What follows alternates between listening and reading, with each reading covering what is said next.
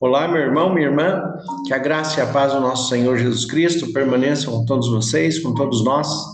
Muito bom estarmos juntos para meditarmos na palavra de Deus, sabendo que Deus tem cuidado de nós, tem ouvido as nossas orações, tem estado conosco todos os dias e nos dirigido pelo Espírito Santo a cada momento, porque Ele conhece as nossas necessidades, as nossas dificuldades, as nossas aflições, mas também compartilha das nossas conquistas, das nossas vitórias a cada dia. Ele mesmo proporciona vitórias todos os dias em nossas vidas, para que nós possamos chegar ao final do dia e descansar nele, sabendo que ele tem cuidado de nós. Então, que Deus abençoe a todos vocês de uma maneira muito especial, abençoe a sua vida, o seu lar, os seus planos, os seus projetos, os seus sonhos, que tudo seja colocado diante de Deus, para que pela direção do Espírito Santo você possa realizar tudo aquilo que Deus tem preparado para a sua vida, porque a vontade de Deus é sempre boa, agradável e perfeita. Então, a todos vocês que nos acompanham pela transmissão da rádio 87.9 FM Dracena, vocês também que nos acompanham pela transmissão do Facebook Ivan Fidelis e pelo canal do YouTube Família e Fé PR Ivan Fidelis, Família e Fé Pastor Ivan Fidelis, é o canal que nós pedimos para que você deixe seu like, compartilhe, comente, porque desta maneira o sistema compreende que a mensagem é relevante e pode alcançar mais pessoas com uma boa reflexão acerca da palavra de Deus, independente da sua expressão de fé, do seu vínculo religioso ou denominacional. Deus é o mesmo Deus para todos os que o buscam em espírito e em verdade. Tem ao Senhor e Jesus Cristo como o único e suficiente Salvador e Senhor de suas vidas, e se permite ser guiado pelo Espírito Santo para crescer em conhecimento, para compreender a vontade de Deus e para que sejam alcançados pelas bênçãos que Deus tem reservado para cada um de nós. Nós estamos falando a respeito de vida, morte e eternidade, a respeito da nossa existência humana, como tem sido a sua existência, como tem sido a minha existência. Sabe que numa conversa com Jesus entre Marta e Maria, quando Jesus vai até a casa de Marta e Maria, e Marta ali preocupada em deixar tudo em ordem para receber o hóspede ilustre, para fazer alguma coisa para ele, o que é comum quando você recebe alguém em casa, que você prepare alguma coisa para que na comunhão vocês possam comer juntos, para que nós possamos, comer juntos. Marta estava preocupada com isso. Jesus estava transmitindo ensinamentos e Maria resolveu ficar sentada aos pés de Jesus, e Marta traz uma censura a Maria através de Jesus. Marta se volta para Jesus e diz: Senhor, o Senhor não se importa que a minha irmã fique aí sentada enquanto eu faço todas as coisas? E a resposta de Jesus tem me chamado bastante atenção, porque Jesus fala para Marta usando uma expressão bastante interessante, como um reforço de linguagem: Marta, Marta, chamando a sua atenção, chamando a atenção para algo que é importante que ele vai falar naquele momento. E Jesus diz: Marta, Marta, você está preocupada com muitas coisas, mas uma só é necessária, e Maria escolheu a melhor parte. Esta reflexão, ela deve ser conduzida na nossa vida exatamente dentro desta expressão de Jesus. O que você tem escolhido na sua vida tem sido a melhor parte? O que você tem escolhido na sua vida pessoal, na sua vida social, na sua vida de trabalho, na sua vida familiar, nas suas relações conjugais, na sua relação com seu filho, nas suas relações parentais, tem sido de fato a melhor parte?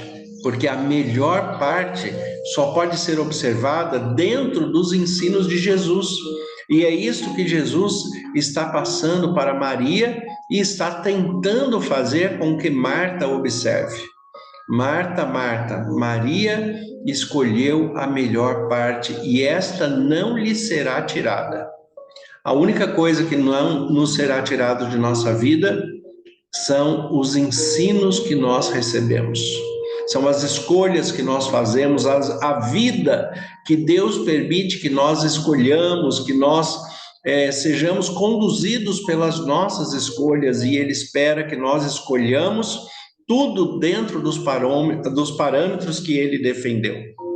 É por isso que quando nós falamos acerca de vida, morte e eternidade, nós temos que observar a nossa vida como um espelho. Como tem sido a sua vida, como tem sido a nossa vida, como tem sido a nossa vida de preparação para o encontro com Deus. Porque todos nós vamos nos encontrar com Deus. Em algum momento, nós vamos nos encontrar com Deus. Se Jesus voltar antes da nossa morte, nós vamos encontrar com Deus ainda em vida. Se Jesus voltar quando nós estivermos descansando no Senhor, nós seremos ressuscitados para encontrar com Deus e esperamos participar da primeira ressurreição para a vida eterna.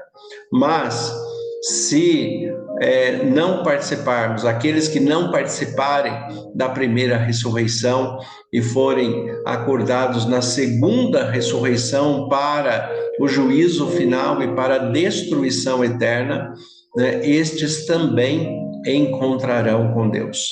Então, de qualquer maneira, todo ser humano, como diz o apóstolo Paulo em Romanos 14, todos, cada um, dará conta de si mesmo a Deus.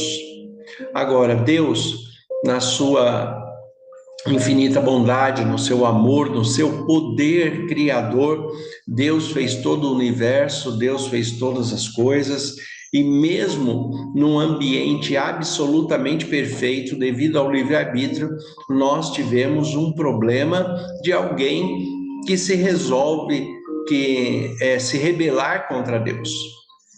E ali, aquele ser que foi criado por Deus, que era um querubim ungido, um querubim da guarda, a expressão que a própria Bíblia utiliza, ele era um querubim da guarda, ele se resolve se posicionar contra a autoridade de Deus, contra os desígnios de Deus, contra as decisões de Deus, contra a soberania de Deus nas suas escolhas.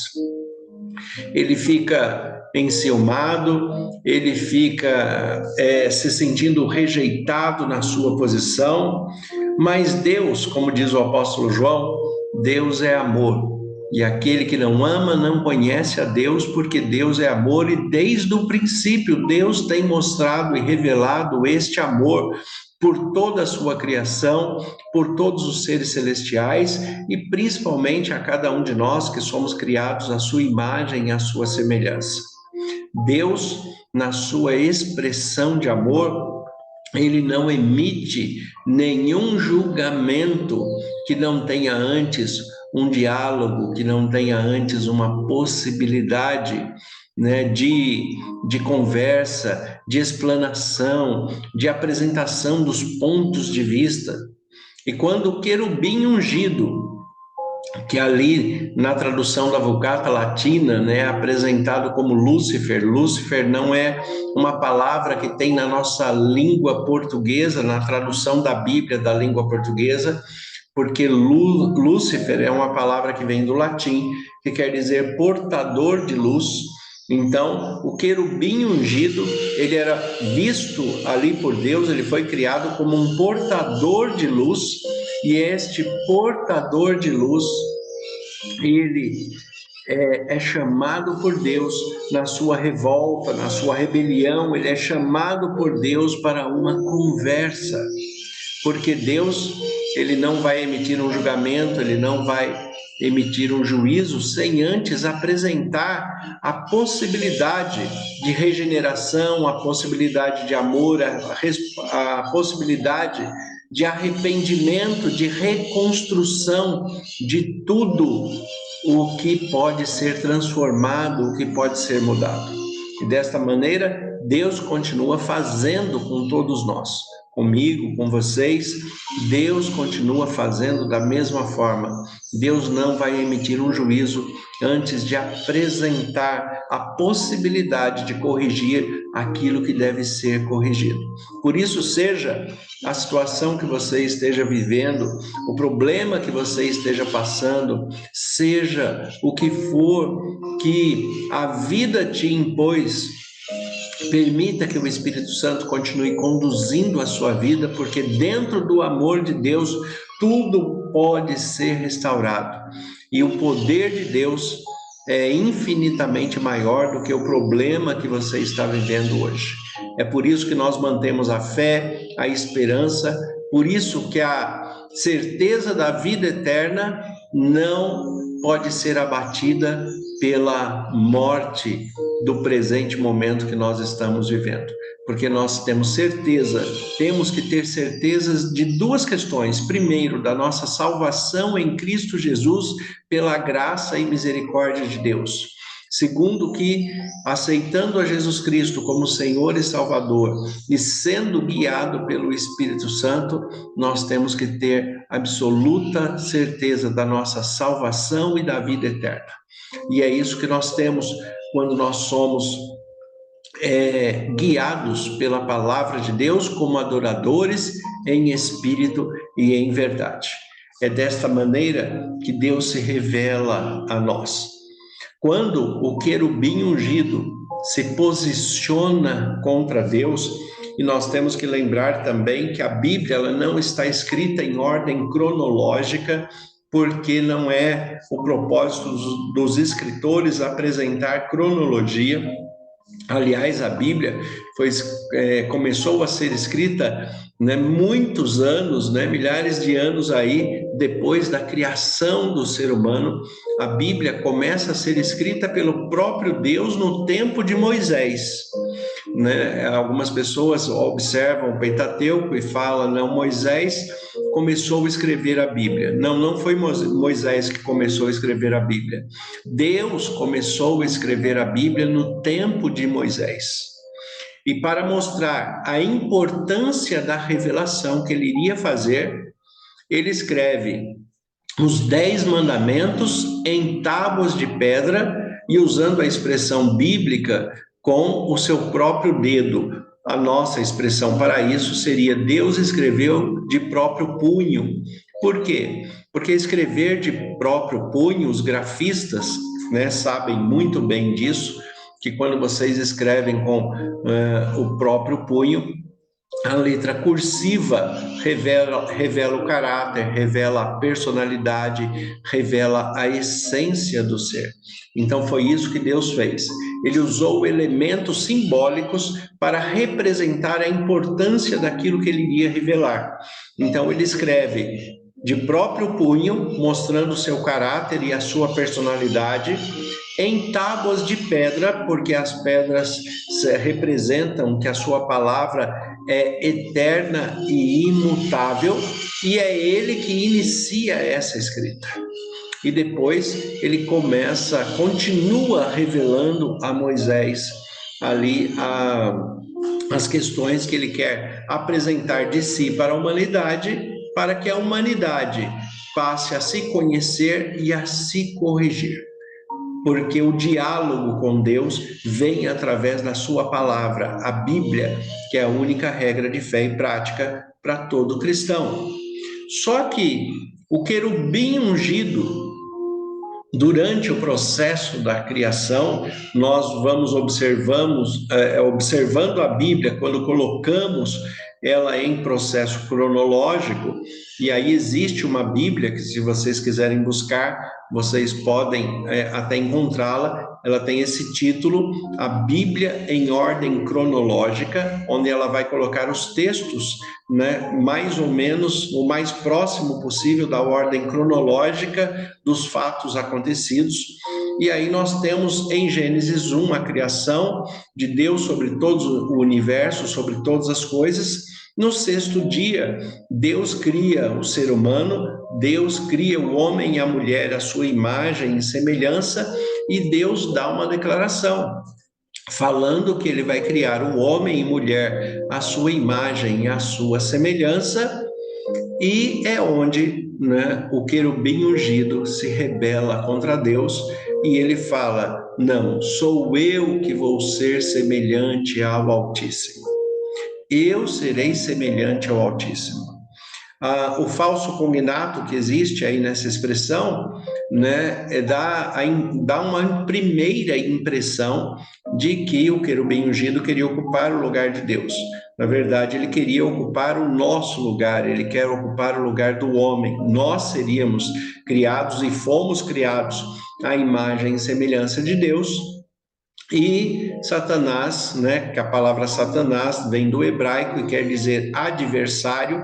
Então, o querubim ungido, que se torna um adversário de Deus devido a essa declaração, ele fala, né, não, o Senhor não vai criar um ser à sua imagem e semelhança, porque eu já estou aqui e eu serei a sua imagem e a sua semelhança. Deus não condena nesse primeiro momento. Assim como Deus não condena a você e a mim quando nós cometemos algum erro, algum pecado, por mais grave que seja. Nós somos passíveis de condenação pelo erro, pelo pecado que cometemos, mas mesmo assim Deus nos chama para nos oferecer o perdão, a graça, a misericórdia, para que nós possamos nos arrepender, para que nós tenhamos um tempo de reflexão.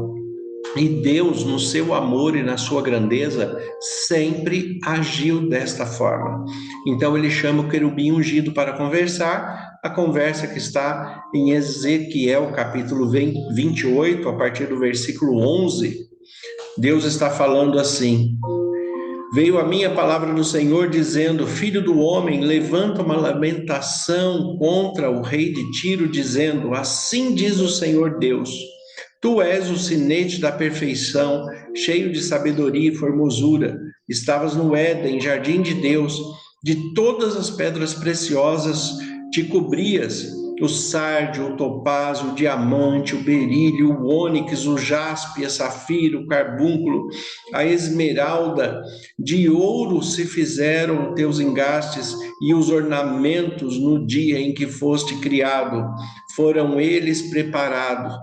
Tu eras o querubim da guarda, ungido, e te estabeleci, permanecias no monte santo de Deus, no brilho das pedras andavas, perfeito eram os teus caminhos, desde o dia em que foste criado, até que se achou iniquidade em ti. Perfeito eram os teus caminhos. Deus, quando criou o querubim ungido, ele criou perfeito. Mas este querubim ungido, ele decidiu cometer iniquidade. O que é iniquidade?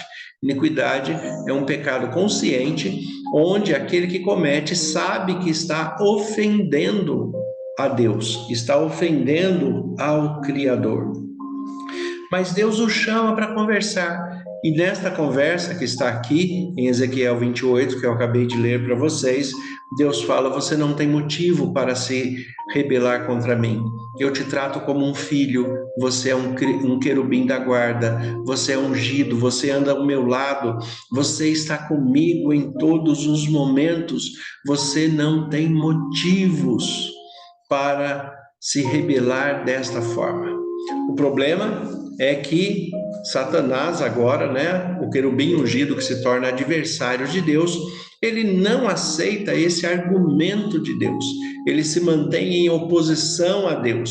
E se mantendo em oposição a Deus, nós temos o texto de Isaías, capítulo 14, a partir do versículo 12, aonde, diante da falta de arrependimento, diante da falta de conversão, diante do querubim ungido se manter como Satanás, como adversário de Deus, e não aceitar a proposta de reconciliação, não parar para uma reflexão, aonde Deus estava estendendo a mão e oferecendo perdão a ele se mantém firme na sua posição, e em Isaías, capítulo 14, versículo 12 em diante, Deus declara desta forma: como caíste do céu, a estrela da manhã, filho da alva, como foste lançado por terra,